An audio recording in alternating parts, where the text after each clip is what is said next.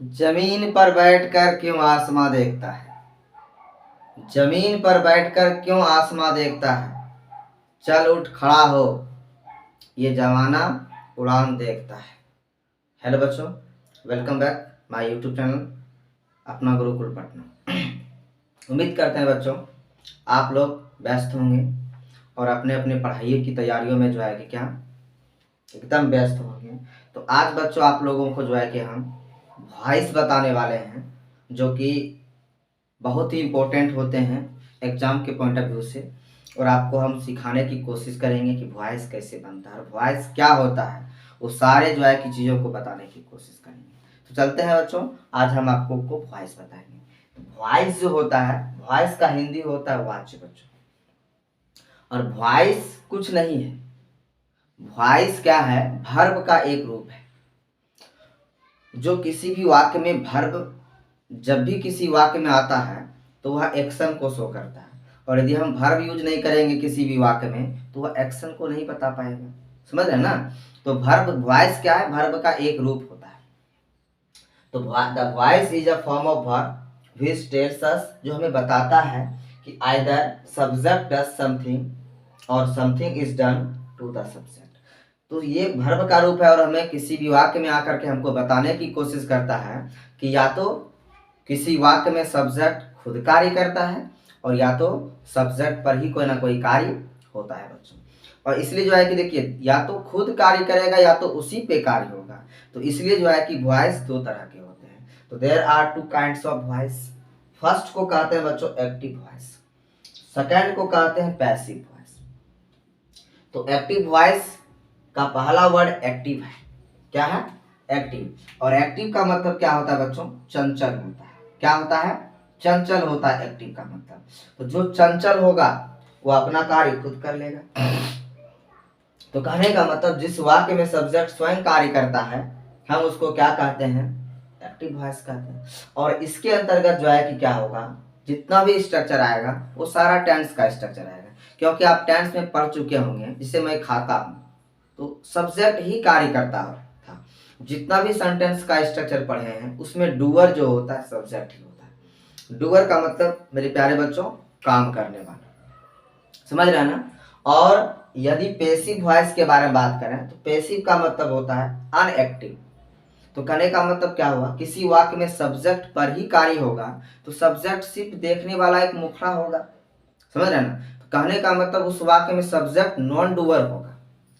Non doer का मतलब वो कार्य नहीं करेगा। जब वो कार्य नहीं करेगा तो नॉन डूअर होगा। और यदि किसी भी वाक्य का सब्जेक्ट नॉन डूअर हो जाए तो उसी को तो हम पैसिव वॉइस कहते हैं। तो इस वाक्य में सब्जेक्ट पर ही कार्य होता है और इसका स्ट्रक्चर जो है कि हम लोग बनाते हैं, और स्ट्रक्चर बनाने के लिए आपको हम सिखाएंगे इसी वीडियो में।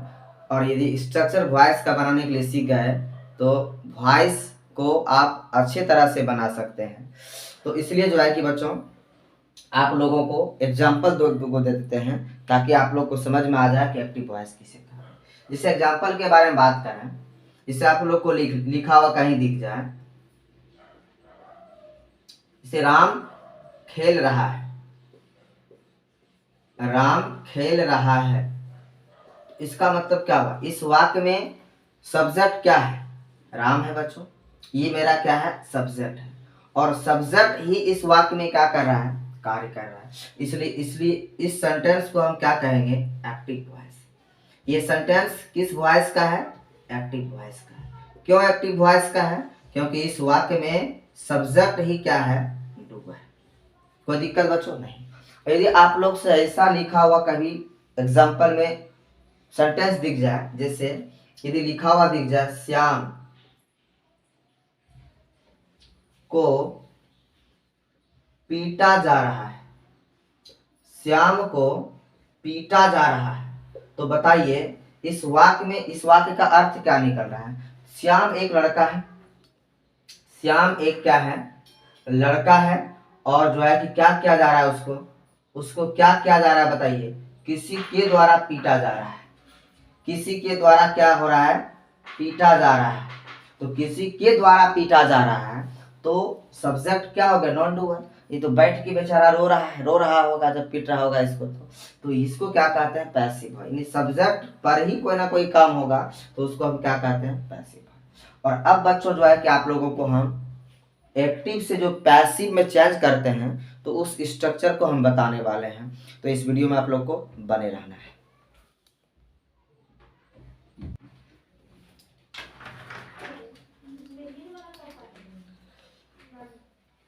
अब बच्चों हमको सीखना है कि how to change active into passive.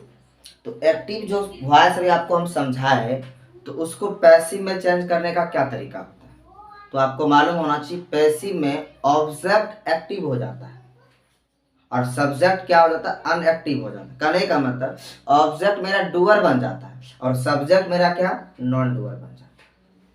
इतना बात समझ में आ गया। तो देखिए, और एक्टिव वॉइस का जो भी आपको स्ट्रक्चर दिखेगा, सब्जेक्ट प्लस वर्ब प्लस क्या, ऑब्जेक्ट। जैसे ही आप उसको पैसिव में चेंज कीजिएगा तो तरीका क्या होगा, स्टेप आपको हम दिखा दिए हैं। तो object takes the place of subject, object subject का प्लेस ले लेगा। उसके बाद subject takes the place of object, subject object का प्लेस ले लेगा। इतना बात आपको मालूम होना चाहिए।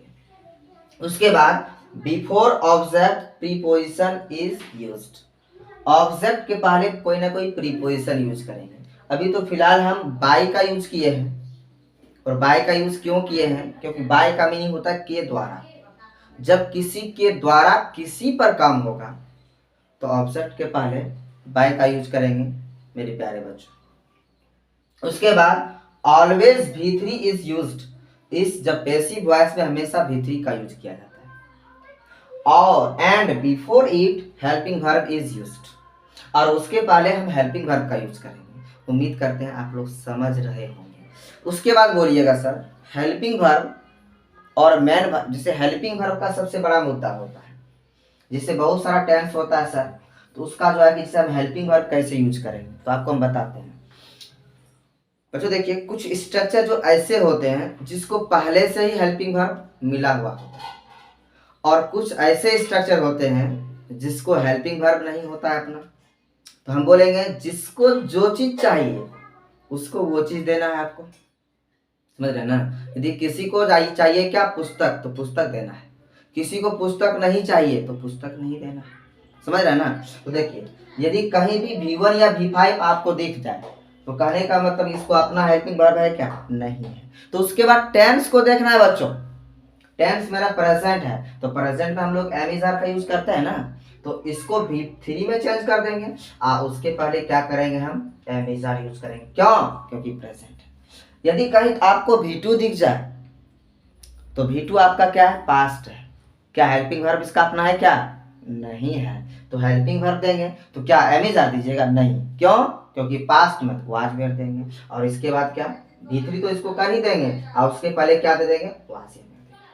अब यदि हम कंटिन्यूअस की बात करें तो V4 के पहले यदि एम इज आर लगा देते हैं तो प्रेजेंट कंटिन्यूअस हो जाता है, और V4 के पहले वाज वेयर लगा देते हैं तो पास्ट कंटिन्यूअस मेरा हो जाता है। जो प्रेजेंट कंटिन्यूअस में होगा तो इसको हेल्पिंग वर्ब तो अपने होगा, तो उसके पहले उसका अपना उसके पास होगा ही। बट जो है कि क्या, आप बोलिएगा सर यदि हेल्पिंग वर्ब जिसके पास होगा तो क्या करना है, तो बोलेंगे देखिए जुगाड़ है, समझिएगा कॉन्सेप्ट। एक टू बी वर्ब होता है जिसका मीनिंग होता है होना या बनना।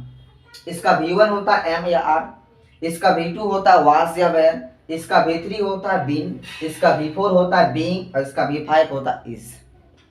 समझिएगा। तो कहने का मतलब क्या, तो ये एम इज आर के बाद क्या चाहिए, इसको V4 चाहिए, क्योंकि ये तो V4 को हम V3 में कन्वर्ट कर देंगे, इसको हम V3 में कन्वर्ट कर देंगे, तो जो है कि इसको V4 चाहिए ना।